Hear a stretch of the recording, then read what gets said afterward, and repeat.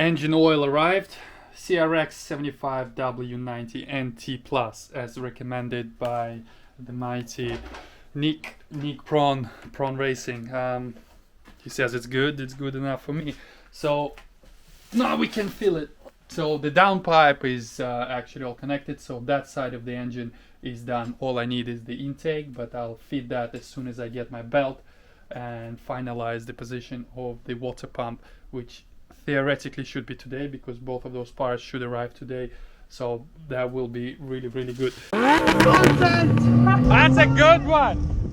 I've been asked before, how does the gearbox attach at the bottom to whatever it's supposed to attach, and also what am I using instead of the original dog bone? Here you are.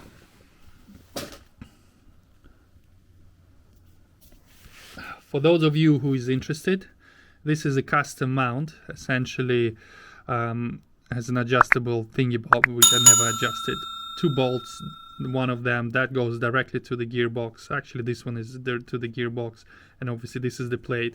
And I made this adapter plate, basically extra bracket that bolts directly onto the dry sump, because obviously this plate was designed originally to fit a normal engine with a normal wet sump, and actually it has extra attachment points, but because mine is a dry sump, I had to drill and tap those holes. Those are M14 high tensile bolts, so this bracket bolts to the dry sump pan, and also another extra 2 bolts that support it at the bottom. So that's basically everything is tight in. The drive shafts all bolted, everything is stored. I need to cut away this little annoying thing. I'm not quite sure why Volkswagen actually has it. So guys, if you know the answer, let me know please, but it's just basically redundant sort of bit of metal, so I just need to grind it because otherwise the flat floor just sort of hits it. And while I'm at it, while I'm here, brake pads. I'm using Carbotech XP12, amazing pads. Honestly, I cannot think of a better pad for my application, and they last pretty well. These pads I've literally had pretty much the whole season, so 2, 3, 4 races, couple of track days, and only half gone. So I have new set for the start of the season. Obviously it's better to have new set, so I can actually have those as spares. And I have this fancy retaining spring kit for my AP racing calipers. Basically prevents pad knockback, and basically just generally holds the pads more secure in place. So you remove 2 of those spacers and you put those heavy duty springs on the inside. So yeah, I can bolt the wheels on, so that should be good. And look at the meat on that, 245, and my hands are not the smallest, guys. So the fronts will be 245, the rear is going to be 225. If you've seen the previous video where Mike Taylor kindly provided his plans for design of the adapter to bring the wheels out a bit more, I'm gonna remove that, gonna go to the standard ones because of the offset of the wheels and the width.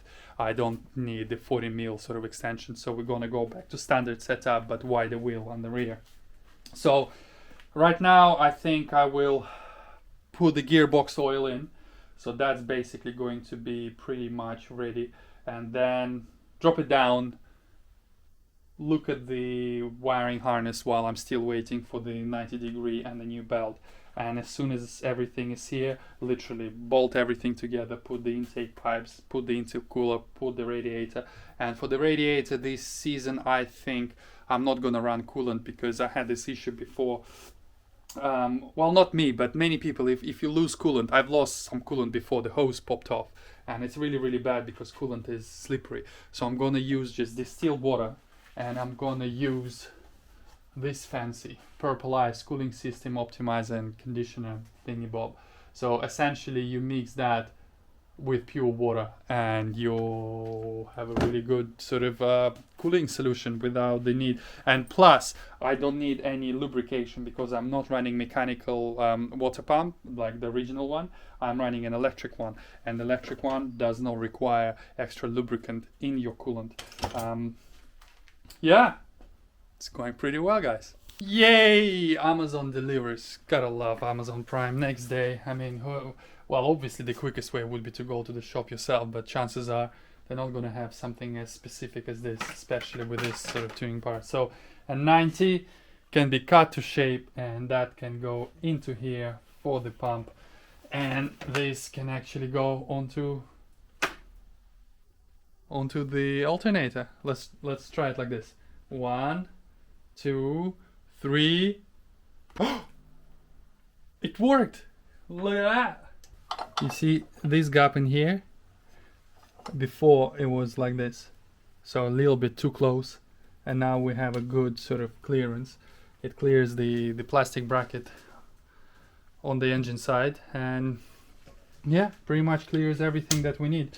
So that's good. I mean, not much fitting involved. Let's fit this now.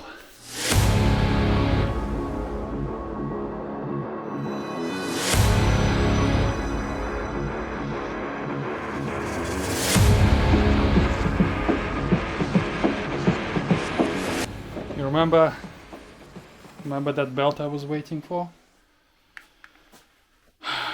Too short. Why? Because I said before it was too close to the other one. Ordered another one. It was perfect. What I thought was perfect. But that basically raises the alternator way too high, and I forgot about my manifold. So I basically need something in between. And actually even the short one is too short, because now I have my water pump set up. It's very, very simple. I'm actually surprised how well it actually worked out. It's super solid. I have an extra brace mounted to the engine with a rubber damper, so it's still kind of vibrations can be dissipated. Effectively the engine side of things are pretty much done. What I need to do, what is left to do, is some intercooler piping, air filter, connect the fuel hoses over here, and connect the wiring harness, and that's it. The engine is basically done. Gearbox has oil already. Engine oil obviously goes into the dry sump tank. Coolant, water, and that stuff, that's literally right before we started, and a strut brace, and then we can just chuck a bumper on, and pretty much the front is all done. I still need to wire the water pump, but that should be fairly easy. Obviously it comes with instructions, but essentially what it is single wire that comes from the ECU that basically is going to be on off, kind of whatever ECU wants it to do, control, and then ground, and just a simple relay. So that's not an issue. Yeah, it's going well. Time is running out, but I think I have enough time to finish this off.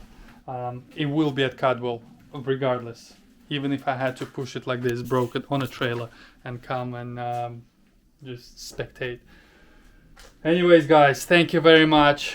I will see you on the next one.